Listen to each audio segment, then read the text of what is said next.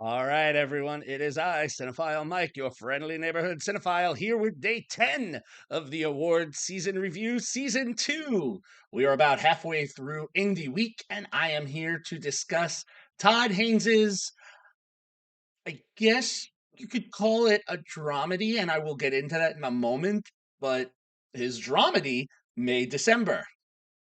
I'm going to get back to it. Now, produced by Netflix, May December is very loosely based on the Mary Kay Letourneau relationship with her student that was all the scandal years ago. Now, directed by Haynes from a screenplay written by Sammy Birch, is one of our smaller indie films box office wise. Now, as of this recording, May December has a worldwide box office take of $552,032 with no information related to a domestic gross, as this was released in a few theaters that Netflix owns or international. We just have a dollar number. Predominantly, though, this is a streaming film. Awards wise this season, I'm going to start with the Spirit Awards in honor of Indie Week. Right now, it has five: Best Picture, Best Director, Best First Screenplay, and Best Lead Performance for Natalie Portman, and Best Supporting Performance for Charles Melton. It has four Golden Globe nominations for Best Picture, Musical, or Comedy, which I take issue with because this film is more of a dramedy or even more of a drama. How is it a musical or comedy? I'm going to get off my soapbox now, maybe because they thought that the competition, Netflix, would have a better chance in musical or comedy against Barbie. Okay, I'm moving on now. Additionally, Portman again nominated for Best Actress in a Musical or Comedy. Hmm. And Melton being nominated for Best Supporting Performance by an Actor, and Julianne Moore for Best Supporting Performance by an Actress. It has three Critics' Choice nominations for the screenplay and for both supporting performers for Moore and Melton. And it should be said that Melton has already been awarded the Best Supporting Performance at the Gotham Awards and for the New York Film Critics Circle Awards. All right, so into the film. As I said, May December is loosely based on the Mary Kay Letourneau scandal. In this, we meet Natalie Portman, wonderful in the role of Elizabeth Berry. Elizabeth is an actress who has come to Georgia to meet Gracie Atherton Yu, played by frequent Haynes collaborator Julianne Moore. Now, Elizabeth is playing Gracie in a movie that will explore her life when she, years ago, as a 36-year-old woman, had an affair with her son's 13-year-old friend John Yu. Fast forward about 23 years, and Gracie and Joe are now married with three children. Enamored with the story, Elizabeth begins to interview all of those that are close to the family, including but not limited to Gracie's ex husband, her children from her first marriage, and the owner of the pet shop that employed Gracie and Joe all those years ago when the affair started, in addition to Gracie's family. Additionally, she will not only just do the interviews, but she will enmesh herself with Gracie's family to the point of an unwelcomed guest.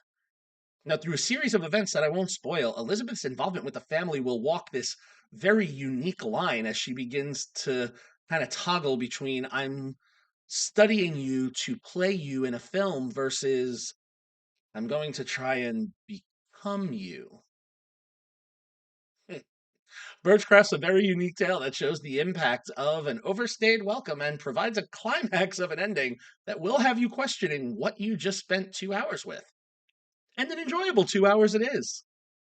Now, the performances are all very strong, from the subtlety of Portman's mimicry of Moore's actions and mannerisms to the gentle cadence of the speech impediment that Moore created for this character, which suggests more than, psychologically than just a woman who fell in love with a young man.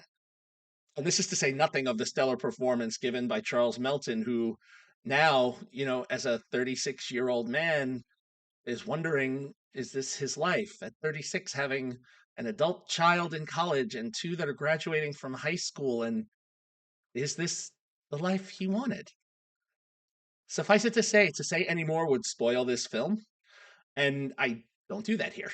May December is a portrait that echoes much of Haynes's other work in films such as Carol and Far From Home. He has the ability to bring out the best in his performers, and this is no exception. So it's very possible that he may stay within a best director conversation this season. Same as an Oscar prediction, I would not be surprised if Melton moves into the supporting category. Moore and Portman have had Academy love in the past. And potentially it could be a best picture runner if we're at the staying at the 10, so it could pop up there as well. So for me, May December is 4 out of 5 stars. There are several elements of creep factor, which is, kind of to be expected in the topic matter.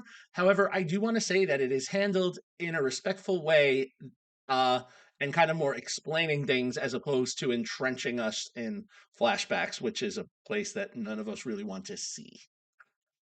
Now, if you haven't seen May December yet, it is streaming on Netflix and playing in a few select theaters nationwide. Thank you for joining me for day 10, and stay with me as we keep it moving. With 10 movies down, we're approximately 10% of the way there to Oscar season, to the Oscars. Now, if you like what you heard here, please click above and subscribe to the channel. Follow me on all social media platforms, and check out my 12 days of Christmas movie reviews in 25 words on Instagram and Facebook. And that's where I leave it. I will see you tomorrow for day 11, where I will get a little holiday Hitchcockian. Until then, this is Cinephile Mike saying, take a break and watch something new.